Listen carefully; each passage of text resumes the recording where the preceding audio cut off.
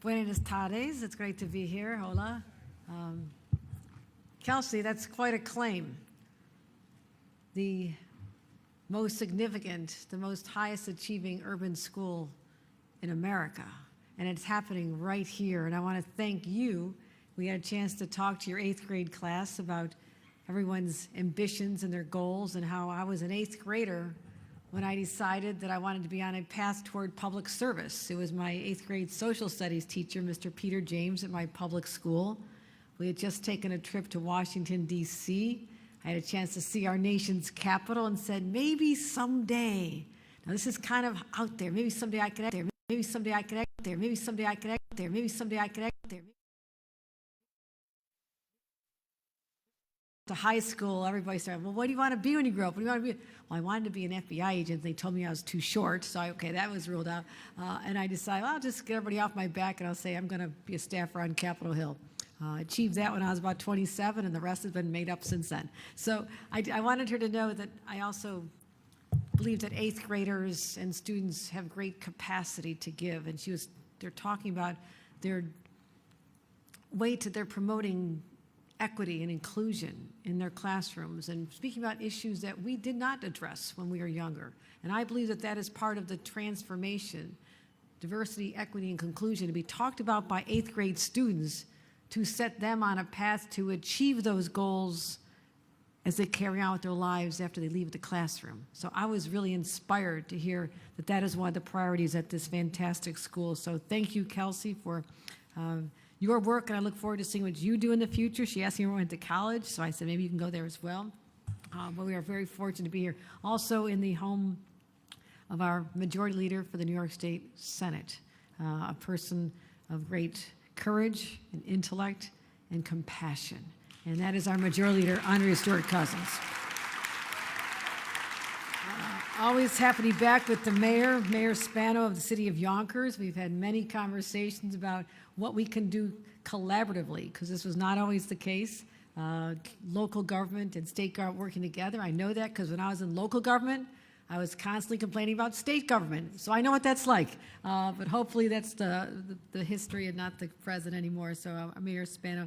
And someone I've mentioned a number of times, we really deepened our relationship through the pandemic and dealing with those challenges, and that is our county executive, who brought me many times to see the incredible system he set up, the vaccination center, which was really a very wonderful place. I mean, there was music and just this sense of like, wow, this is a great place to be. When there was such anxiety here as being one of the epicenters of the pandemic right here in Westchester County.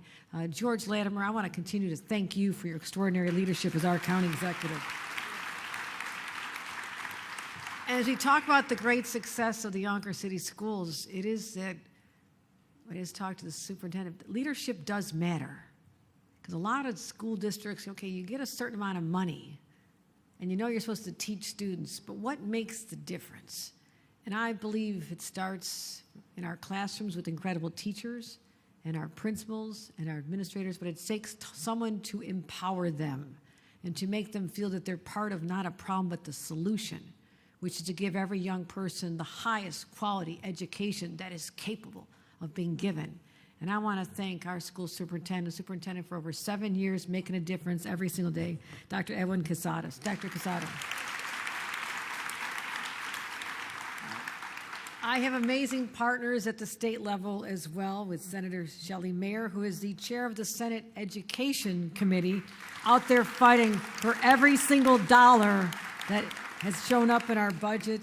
Our Assembly member, Gary Pretlow, I don't know if Gary's here or not. I think he's going to be joining us, as well as Nader Sayed. I want to thank him for being such a friend and ally and a real fighter for your district, a true fighter.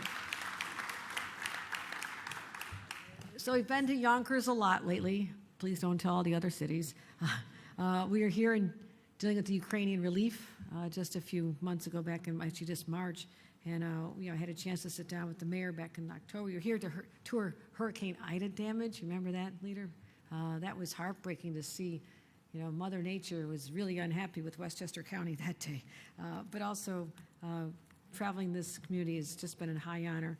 And no matter where I go, when I hear about Westchester, there is a huge sense of pride about having the best students, the best teachers, the best schools. And it doesn't matter the socioeconomic status of the community. It's about the leadership, as I mentioned. So a school like this, that on paper is not a wealthy school district, they're getting the same or even better results in other districts that are more affluent. This is a story that is powerful locally, but it's also one that inspires other school districts and says if they can do it in Yonkers with a beautifully diverse community, a lot of new Americans settling here, huge sense of pride for us, but people where English is not the first language, and they may have strikes against them because they don't have necessarily the highest paying jobs from the get-go. Maybe their children will, but not when they first arrive. And yet they succeed. They surpass all expectations and have over 90% graduation rate. That is astounding to me. And I want everyone to know. And please give that a round of applause. So you're doing your work right here. You're doing your work. And we have to do ours. And at the state level, that means making sure you have every dollar you need to continue to transform not just schools, but the lives of our students, and to put them on a path of great opportunity and their ability to make contributions to their community and they're older. That's what's going on here, and that is why I find this so exciting. That's why I'm so proud to have just signed a budget, supported a budget that had the highest investment in education in our state's history. $31.5 billion in aid. And I'm going to repeat that. $31.5 billion to help transform the lives of our children. Every penny is worth it. Every penny is worth it. That's a $2 billion increase, over 7% increase over just the prior year. So that is we're also going to continue fully funding something called foundation aid. You know what I'm talking about. This was a battle royale for a long time. And it was decided that communities like Yonkers and others needed extra help. And that help was denied for far too long. So we settled the lawsuit. We put the money in the budget. We're going to continue doing this until we make these communities whole with the foundation aid they deserve. So we're going to continue doing that as well. So Superintendent, how does $360 million for your school district sound? Will you take that? All right, I thought you would. $360 million. That's an increase of over $25 million, and that's incredible. And $246 million for foundation aid, another 5% increase over the previous year. So you're already setting records, we're setting records, and now the question is, how can we continue creating opportunities for New Yorkers? And our budget doesn't just talk about the money coming to districts, it's also about investing in the teachers. And when I was back in my public schools growing up, there were a lot of people who wanted to be teachers. I mean, a lot of women, it's the only job they had. You could be a teacher, maybe a nurse, because you have to take care of the kids. There's no support, there's no childcare. So options for women were limited at the time, and a lot of people went into this incredible profession, a lot of my family members, but we're not seeing the same numbers go into those fields anymore. So contrast to when there were almost too many teachers a generation ago, now we have a real shortage of teachers in our classrooms. And that's not sustainable. And there are teachers, others who might have been close to retirement or just, the pandemic, just like our healthcare workers, sometimes it just made you think, this is just really tough, and they moved on. We have to replace them. But how do we rebuild this system quickly? Because our students are sitting there right now needing teachers to this day. So we're going to continue focusing on how we can help our teachers, help existing teachers, help recruit more teachers, and also help our teachers who are dealing with something they could not have foreseen before the pandemic. Is that students in their classrooms, that some of them are doing just fine. They're learning, they're thriving, but you strip them away from that nurturing environment for nearly 2 years, and now you're back at home, and every home was different. Some people had tutors, taking care of their kids, making sure that they had everything, the password was right, they could turn on the device, the classroom was there in their home. Other kids, they didn't have broadband at home. They didn't have the internet. They might have had one cell phone at the family, and I've heard this story. Multiple children were sharing this to try and learn on a cell phone all day long. Can you imagine staring at this all day and saying that that was your education? Now, people did the best they could. What was the alternative? A lot of fear, anxiety, a pandemic we didn't know what we were dealing with. And the teachers were absolutely incredible in what they had to endure. But the students paid a price, and we're feeling the effects today. And that is why we had to put money in our budget to help provide mental health support in the classroom. That's something else we achieved.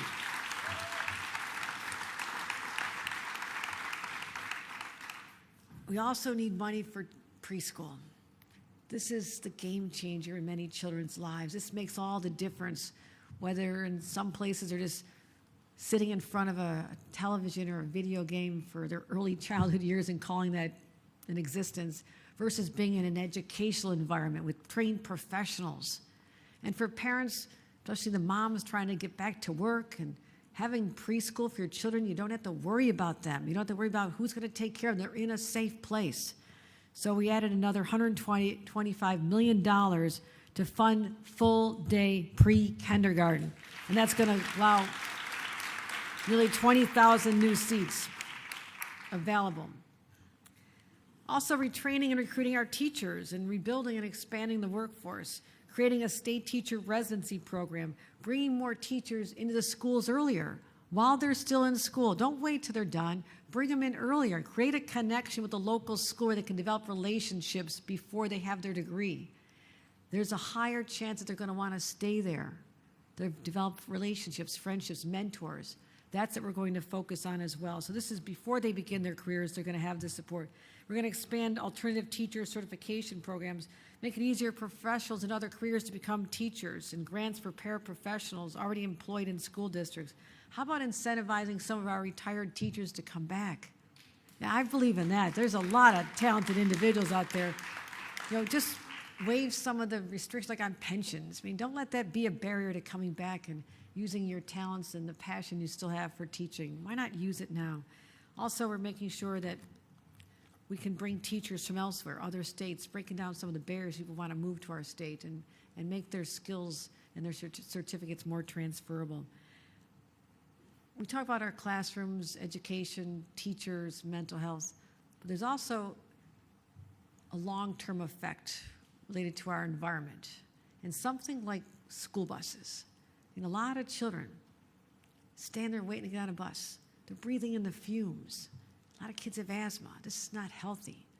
So why don't we electrify all the school buses, save millions of dollars in energy costs, as gas pumps are going up through the roof with what you price of gas at the pump, but also to make the environment even cleaner. So all new school bus purchases will be zero emissions by the year 2027, and all school buses on the road, new buses, will be 2035. So that's an investment we're making there.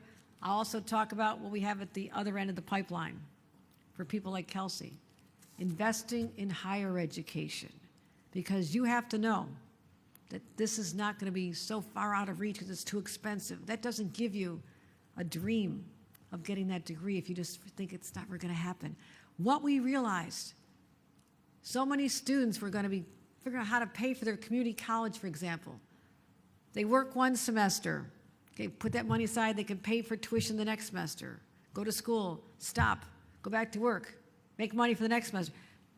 Is there any wonder it takes so long for people to get a 2-year or 4-year degree when they have to pay for it that way? Not everybody has a 529 plan and put there since they're born. That's a rarity in many communities.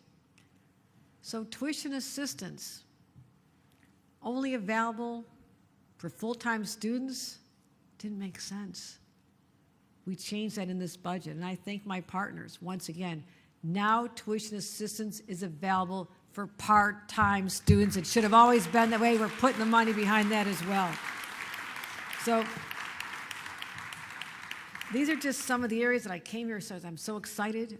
I'm proud of this school district. I'm proud of everyone who's part of this whole ecosystem, because your graduates, the students in K through 8, all the way up through high school, they have a chance. they have a chance not just to survive, they have an opportunity to thrive. And that is why these investments made sense. It was the right thing to do. That's the question we ask ourselves every single day.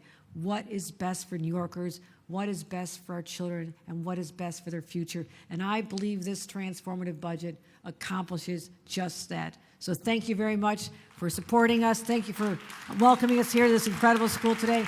And with that, let me bring up our majority leader, Yonkers' own Andrea Stewart-Cousins.